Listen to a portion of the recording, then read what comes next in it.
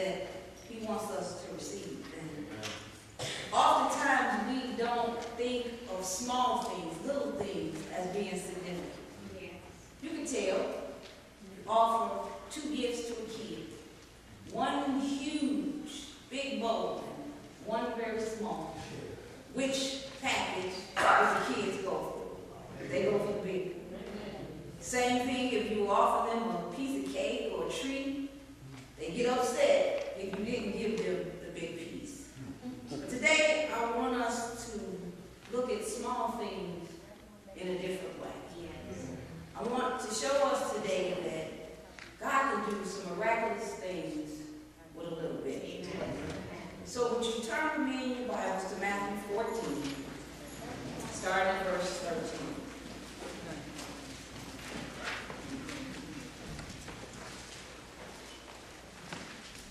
Verse 14 of Matthew, starting at verse 13, chapter 13, verse 13. And it reads, When Jesus heard what had happened, he withdrew by boat privately to a solitary place. Hearing of this, the crowds followed him on foot from the towns. When Jesus landed and saw a large crowd, he had compassion on them and healed their sick. As evening approached, the disciples came to him and said, This is a remote place, and it's already getting late. Send the crowds away so that they can go to the village and buy themselves some food. Jesus replied, They do not need to go away. You give them something to eat. We have here only 5 loaves of bread and 2 fish, they answered. Bring them here to me, he said. And he directed the people to sit down on the grass. Taking the 5 loaves and the 2 fish, and looking up to heaven, he gave thanks and broke the loaves. Then he gave them to the disciples, and the disciples gave them to the people. They all ate and were satisfied. And the disciples picked up 12 basketfuls of broken pieces that were left over. The number of those who ate was about 5,000 men, besides women and children. Let's pray. Lord God, we thank you right now, Lord, for your word. Lord, we thank you for what the word is going to do for us today.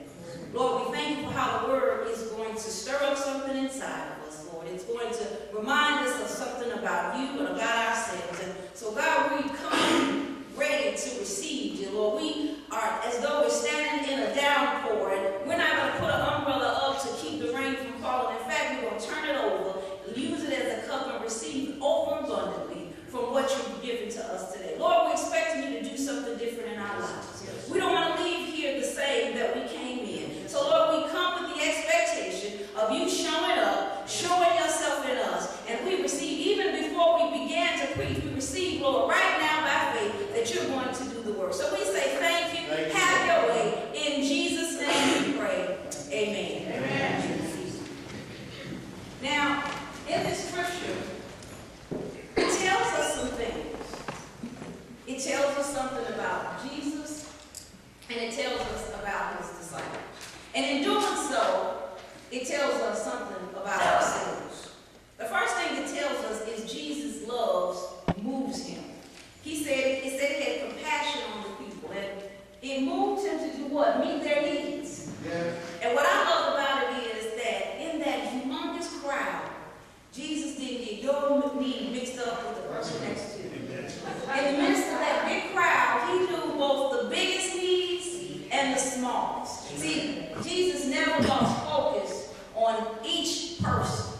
Though they were a group, he saw the individual need. See, Jesus sees needs.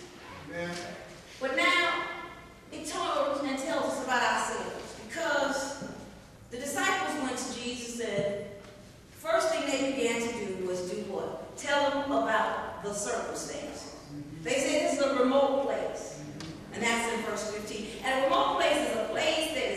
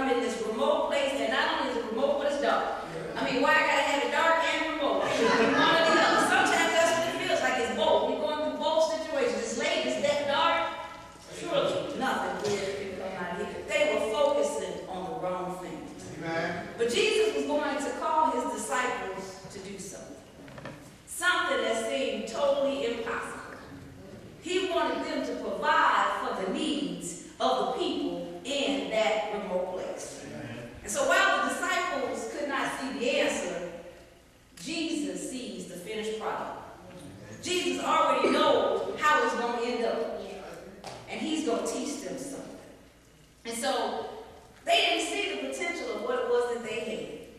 But Jesus sees fulfillment.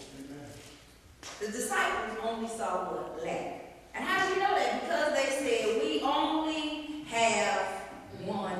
We only have this, and we only have that. We know our only speeches. We do them all the time. I would teach that Sunday school class if I only felt more confident. I would come to Wednesday night Bible study if I only had more time. I would give more in my